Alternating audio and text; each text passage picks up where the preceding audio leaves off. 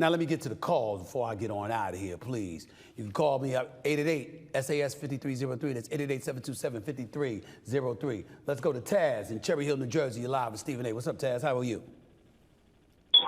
Hey, how you doing, Stephen A? How you doing? I'm all right, man. Talk to me. What's up?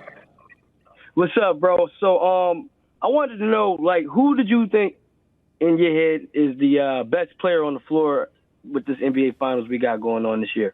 I think it's Luka, but it could easily become Kyrie or Jason Tatum or Jaylen Brown. But Luka deserves the nod opening the series, absolutely. Okay, can you elaborate?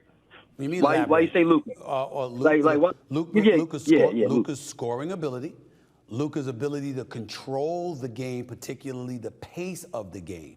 You can't speed him up. You can't dictate anything to Luka. Luka controls the pace. Luka steps out on the court and dictates a lot of action. He's big, he's strong, he can shoot, he can handle, he damn sure can pass, and he's a game changer. Did you see how he snatched the heart right out of Minnesota's chest in that game 6? Game 5 rather. Did you see what he did? This is what he does. We've seen Jason Tatum drop 46 against Milwaukee. We saw him drop over 50 against Philadelphia last year. We know Jaylen Brown just finished averaging 30 in the conference finals. Kyrie is spectacular and special. That dude, but even he is deferential to Luka in a lot of situations, admittedly so. That's why Luka would get the nod, but that doesn't mean somebody can't take it from him in this series. This series is going to give us finite answers on any questions of that nature, Taz.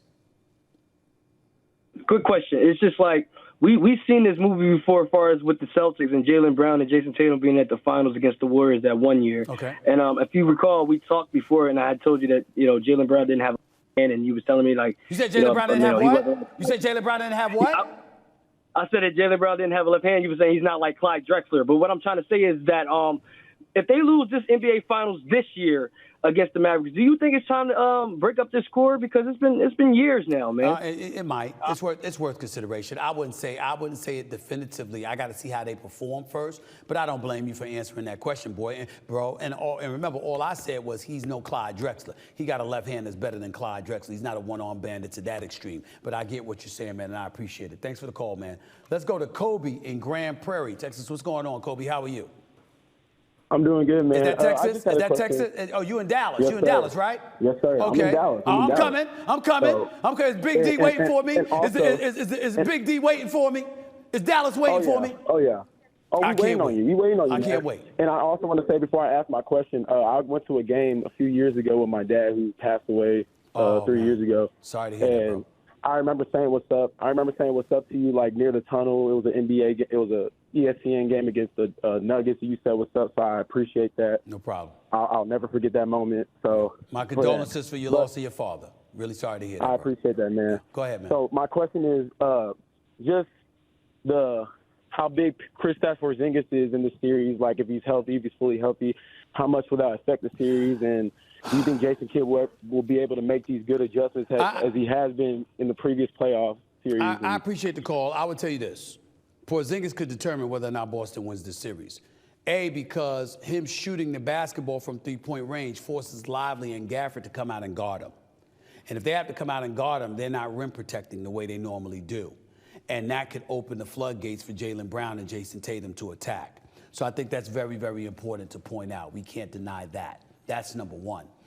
But number two, in terms of Jason Kidd, he's going to start his offense about 10 feet beyond the three-point line, past, from the top of the key. And because he starts his offense out there, because of what Luka and Kyrie is capable of, it extends the defense, which opens gaps to be attacked. And that's what we have to pay attention to when it comes to Dallas against Boston. I think it's going to be a thrilling series, personally. I can't wait to see it. I appreciate the call, Kobe. Thank you so much. Last caller, Eric in New York. You're live with Stephen A. What's up, Eric? Talk to me.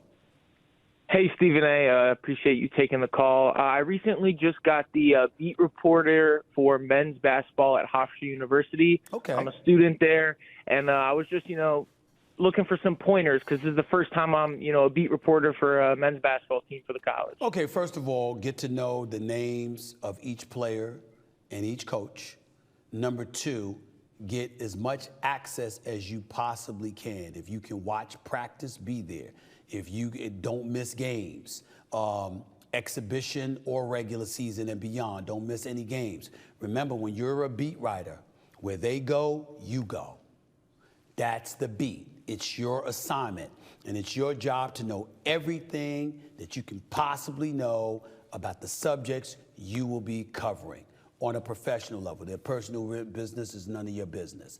But I'm saying, as a beat reporter, you got to make sure that you're aware of anything, that nobody knows more than you do about that team. Okay? Every single player, you know their strengths and weaknesses. Everything about the coach, you know what he likes to do schematically, you know what his definition of success and failure is. The competition that they're going to go up against. You got to make sure you lock in and zone in on who's their stiffest competition. What has been past success? What has been past failures? What's the reason for it? What are they trying to avoid or replicate walking into the future? All of those things come into play. And you also have to remember this one last point, and it's very, very important. A beat writer's position is not a 9-to-5 job. The beat is the beat. Whenever news is percolating about your beat, you are responsible for your beat. I don't give a damn if it's at 5 o'clock in the afternoon or 5 in the morning or any time in between or thereafter. Your responsibility is your responsibility when it's your beat. You are the resident expert on that beat. When somebody asks you a question, you need to be the one that has the answer. If somebody else has it better than you, that's in your profession, then they are doing a better job than you. Do you understand? I appreciate it, Stephen A., and I'm excited. I'm excited to get going for Hofstra. All right, my man. You take it easy. Appreciate the call. Thank you so much. Before I get on out of here, ladies and gentlemen, I want to go over. I'm going to come over to the big screen right now because I want to entertain your tweet before I close out the show. Oh, we're going to this screen. I'm sorry. I didn't realize that. They had me over here on this side. It's usually on that side, but hell, this is what having the studio is all about. So let's go to some of these tweets here before I get on out of here for the day, all right? At B_strong_, all right?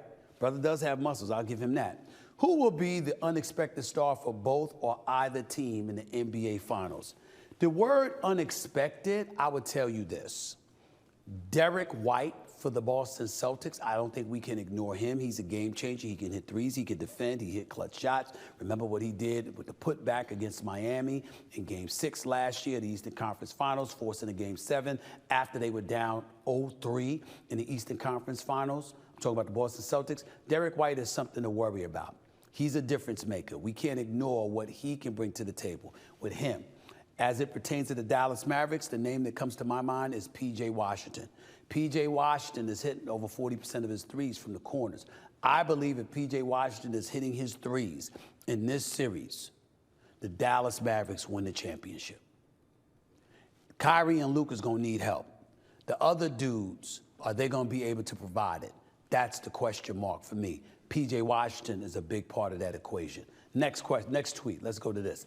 At @HugHeart_Michael. Stephen A., best way to make a great impression in a job interview. Well, first of all, understand presentation matters. You can't go to a job interview asking somebody to invest time, energy, and money in you, and you looking like a bum. Your smell is off. You're a bit haggardy or anything like that. You can't do that. You got to look the part. Secondly, you got to articulate yourself. One of the things that absolutely positively pisses me off to no end is when I hear somebody talking, yeah, you know what I'm saying, you know what I mean? No, the hell I don't know what you mean. You didn't say anything yet. That pisses me off. It can't be any of that. It's no, you know what I mean? First of all, if you're going to say it, you're supposed to say, you know what I mean. Not, you know what I mean? You understand? You ain't in the street. You're in an interview. All right? So you want to articulate, you want to present yourself, and part of your presentation is not just how you look, but how you speak and how you articulate yourself. Know what you want.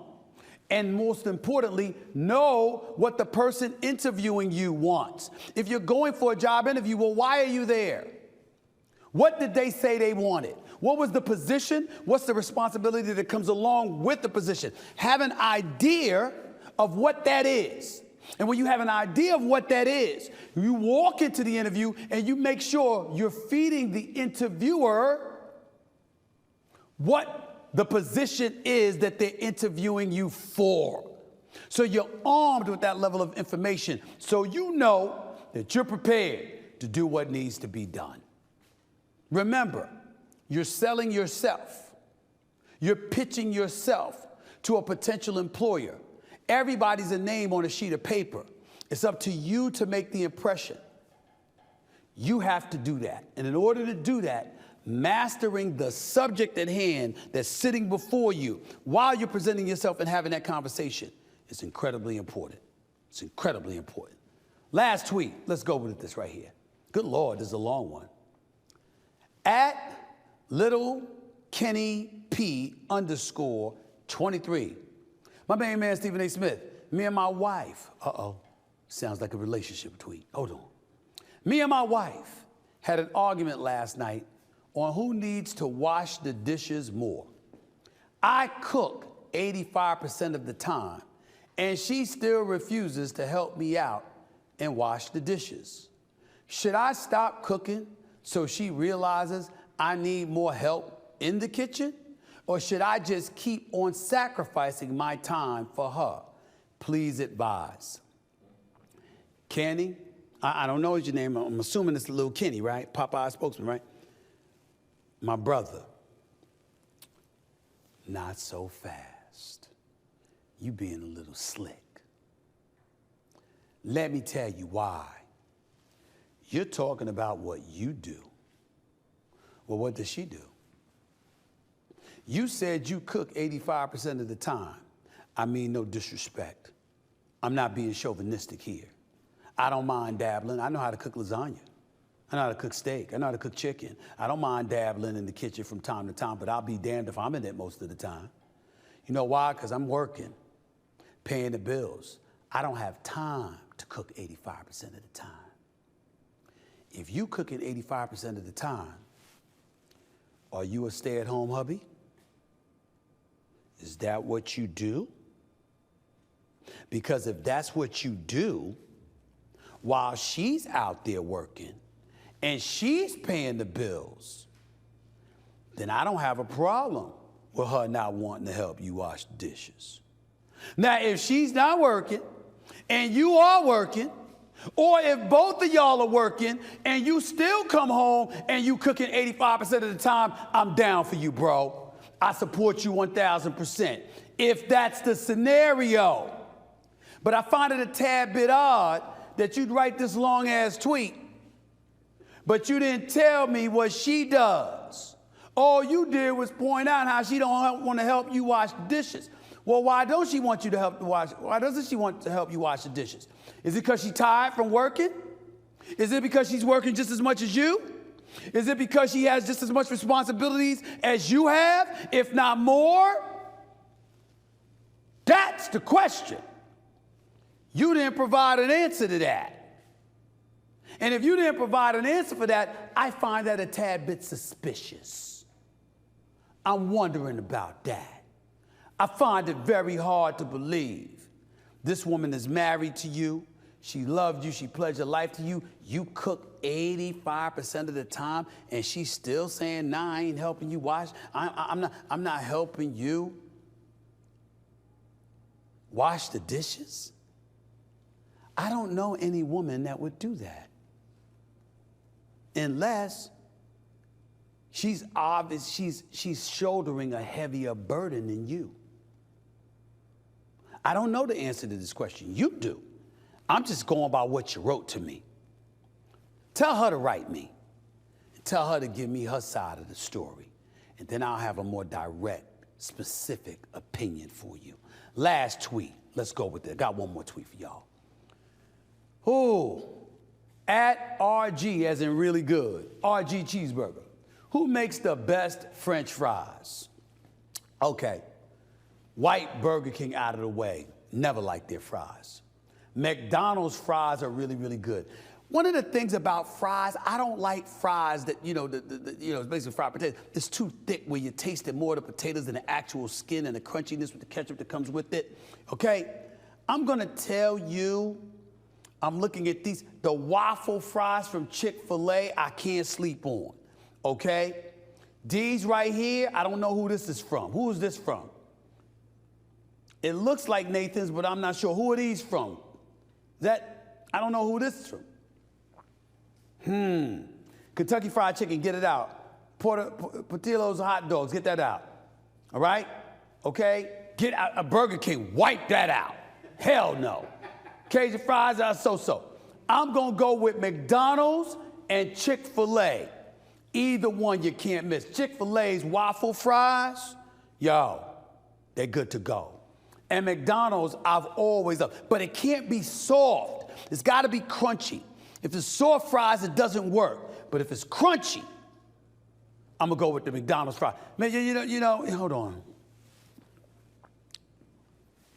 Should I bring my producer or my bodyguard on camera? They some big boys that like to eat.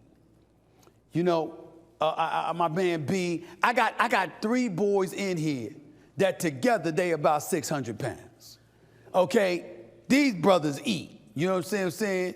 You know, they strong now. They'll kick your ass, but they like to eat. They would know better than me, but I'm gonna leave them out there because they camera shy. So I'm gonna leave it be. We gonna go with McDonald's and Chick-fil-A, y'all. We gonna do that because I eat those all the time, even though I'm not supposed to. But when you look as good as I'm looking, you can have a cheat day. We'll just leave it at that. That's it for this edition of the Stephen A. Smith Show.